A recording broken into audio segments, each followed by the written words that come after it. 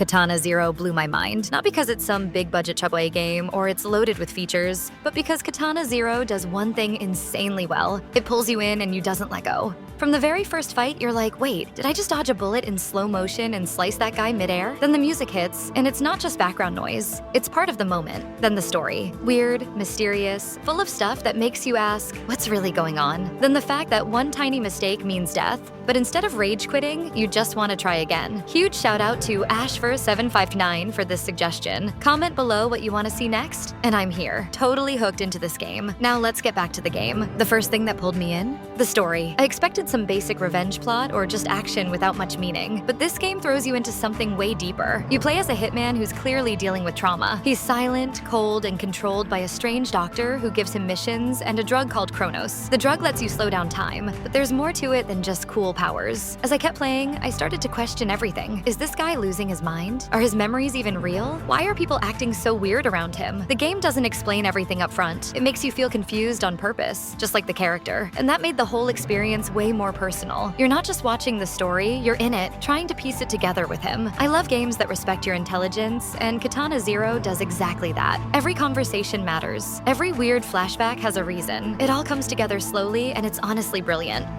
Now let's talk gameplay, because that's where the game really shines. Each mission is a puzzle. You walk into a room and you have to take out everyone inside without getting hit even once. If you mess up, you die instantly, but the game restarts you right away, like a quick rewind. And that's the fun part. It feels like you're planning the perfect action scene. You can deflect bullets, roll through lasers, throw objects, slow down time. There's so much you can do. And when you finally get it right, it looks like something out of a movie. At first, I thought it might get repetitive, but it doesn't. The levels keep changing things up, the enemies get smarter, and your skills get tested in different ways. It's fast, it's sharp, and it makes you feel like an absolute badass.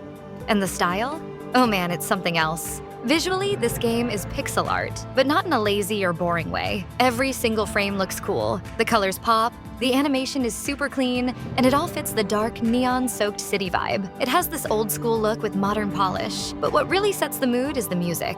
Every mission starts with your character putting on headphones, and then the beat drops. The soundtrack is full of synthwave tracks that just pull you in. I'm not even into this kind of music usually, but here, it works perfectly. I caught myself replaying some levels just to hear the music again. Let's start with what Katana Zero absolutely nails. First up, the combat is just crazy fun. You play as a samurai who moves like a ninja from an action movie. You can slow down time, dodge bullets, deflect them with your sword, and take out every enemy in the room without getting hit even once. Sounds tough, right? It is, but in the best way possible. You'll die a few times, maybe a lot of times, but that's the fun of it. You keep learning, adjusting your timing, and when you finally clear a level in one perfect flow, it feels amazing. Like you just pulled off a stunt in a movie. The slow motion part isn't just for show either. It helps you plan your moves, react quicker, and just makes every fight feel awesome. Then there's the art and animation, which are just beautiful. Yeah, it's pixel art, but it's on a whole different level. Every part of the screen feels alive. The lights, the weather, the backgrounds. The way your character flips through the air or slices through enemies is smooth and stylish. It's simple in style, but super detailed in feeling. Some levels are moody and quiet,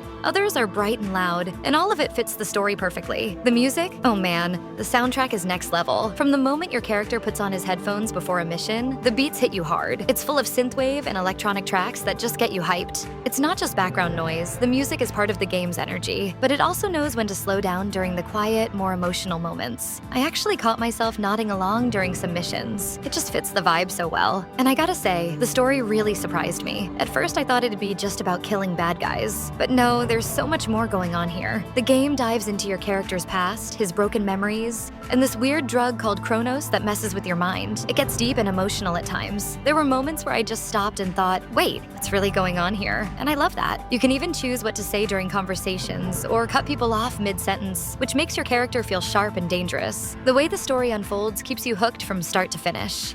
Now, even though I loved most of it, the game's not perfect. Katana Zero is short. I finished it in about 5 hours. Don't get me wrong, those hours were great, but I was just getting into it when the credits rolled. If you like longer games with more to explore, this might leave you wanting more. There's not much to do after the main story unless you go back to try different dialogue or replay for fun. Also, some parts start to feel a little samey. You die in one hit, which makes the gameplay intense. But it also means you'll repeat the same section over and over. At first it's fun, like solving a puzzle, but if you keep dying getting near the end of a tough level, it can start to feel frustrating. And while the combat is fun, there's not much variety in weapons or enemies. You're mostly dodging bullets, killing guards, and moving on. A few more twists in gameplay would have helped keep things fresh. Another thing, the story can be a bit confusing. It jumps around a lot. One moment you're in a flashback, then a dream, then a weird hallucination. Personally, I enjoyed trying to piece it together, but I can see how some players might feel lost. And the ending? It doesn't really give you clear answers. It just kind of ends. If you're someone who likes neat, wrapped-up stories, this one might feel a little unfinished. And finally, we're still waiting for updates. The game ends on a big cliffhanger, and fans, including me now, have been waiting years for a sequel. The developer said it's coming, but it's been a long wait with no new content or updates. Even just a few extra levels or side stories would have helped in the meantime. But even with those flaws, here's what matters. This game sticks with you. It's rare to find a game that mixes stylish action, deep story, smart writing, and tight gameplay all in one. And the fact that it does this without feeling bloated or dragged out is honestly impressive. It's one of those games that makes you think about it even after you stop playing. That last cutscene? It's been in my head for days. I keep going back to it in my mind, trying to figure out what it meant. Katana Zero surprised me in the best way. It's cool, smart, and insanely fun to play. It's not perfect. Some parts are short, a little confusing, maybe even frustrating. But when it hits, it really hits. The combat, the art, the music, the moments that make you pause, it all just works together in a way that sticks with you. I went in thinking, okay, quick indie action game. And I came out thinking, why aren't more people talking about this? It's the kind of game that doesn't just entertain. It leaves a mark. And now, honestly, I kind of wish I could wipe my memory just to play it again fresh. If you haven't played it yet, try it. Give it your full attention, good headphones, and just dive in. It's one of those rare games that makes you feel like you're part of something cooler than just another action title. And yeah, Katana Zero completely blew me away. Big thanks for suggesting Katana Zero. Honestly, I didn't expect to enjoy it this much. If you've got more hidden gems like this, drop them in the comments. I love checking out your pics, and who knows, your name might pop up in the next video. I post every day. You'll see my schedule on screen right now. So if you're into real talk reviews, underrated games, and top game lists that actually help you find what to play, you're in the right place. Next up, I've got a top games video that you won't want to miss. Some real surprises in that one too. So yeah, if you enjoyed this, hit that sub button, maybe leave a like. And hey, we'll chat more in the comments. Thanks for being here. I really appreciate it, and I'll see you in the next video.